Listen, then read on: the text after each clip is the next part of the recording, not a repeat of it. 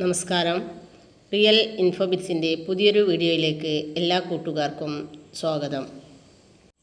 നാളെ 2 ജില്ലകളിലെ വിദ്യാഭ്യാസ സ്ഥാപനങ്ങൾക്ക് ജില്ലാ കലക്ടർമാർ അവധി പ്രഖ്യാപിച്ചിരിക്കുന്നു.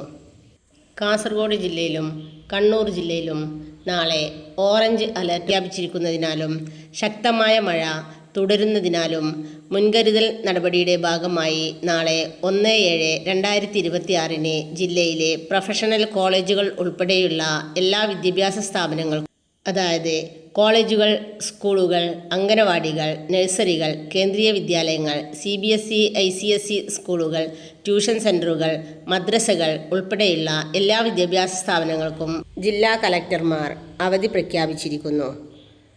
മുൻകൂട്ടി നിശ്ചയിച്ച പരീക്ഷകൾക്കും അഭിമുഖങ്ങൾക്കും മാറ്റം ഉണ്ടായിരിക്കുന്നതല്ല. അടുത്തതായി ജൂലൈ 1 മുതൽ നിങ്ങൾ അറിഞ്ഞിരിക്കേണ്ട മാറ്റങ്ങൾ എന്തെല്ലാമാണെന്ന് നോക്കാം. ജൂലൈ 1 മുതൽ വരുന്ന പ്രധാന മാറ്റങ്ങൾ ഇവയൊക്കെയാണ്. ആധാർ മൊബൈൽ ആപ്പ് വഴി ഇമെയിൽ വിലാസം പുതുക്കുന്നതിനുള്ള 75 രൂപ ഫീസ് ജൂലൈ 1 മുതൽ ഡിസംബർ 31 വരെ UIDAI പൂർണ്ണമായും ഒഴിവാക്കി. അടുത്തതായി ട്രെയിൻ യാത്രയിൽ ടിക്കറ്റ് ഇല്ലാത്ത യാത്രയ്ക്ക് നൽകിയിരുന്ന ഫൈൻ 250 രൂപയിൽ നിന്നും 500 രൂപയായി ഇന്ത്യൻ റെയിൽവേ ഉയർത്തി. അതുപോലെ സ്ത്രീകളുടെ കോച്ചിൽ യാത്ര ചെയ്യുന്ന പുരുഷന്മാർക്ക് 2500 രൂപ പിഴയും, ട്രെയിനിൽ അപകടകരമായ വസ്തുക്കൾ കൊണ്ടുപോയാൽ 10,000 രൂപ വരെ പിഴയും ഇന്ത്യൻ റെയിൽവേ നിശ്ചയിച്ചു. എണ്ണ കമ്പനികൾ ജൂലൈ 1 ഗാർഹിക വാണിജ്യ സിലിണ്ടറുകളുടെയും CNG PNGകളുടെയും വില പുതുക്കി നിശ്ചയിക്കും.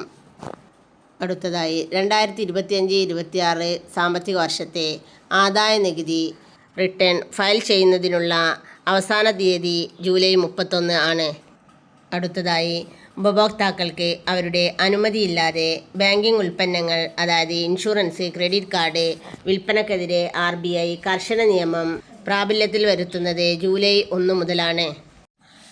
നോർമൽ, തൽക്കാൽ പാസ്പോർട്ട് അപേക്ഷകൾക്കുള്ള പുതുക്കിയ നിരക്ക് ജൂലൈ 1 മുതൽ നിലവിൽ വരുമെന്ന് വിദേശകാര്യ മന്ത്രാലയം അറിയിച്ചു. ലേറ്റസ്റ്റ് ആയിട്ടുള്ള അപ്ഡേഷനുകൾക്കും മറ്റ് സർക്കാർ അറിയിപ്പുകൾക്കും റിയൽ ഇൻഫോബിറ്റ്സ് എന്ന യൂട്യൂബ് ചാനൽ സബ്സ്ക്രൈബ് ചെയ്യുക. വീഡിയോ ലൈക്ക് ചെയ്ത് ഷെയർ ചെയ്യുക. Thank you for watching.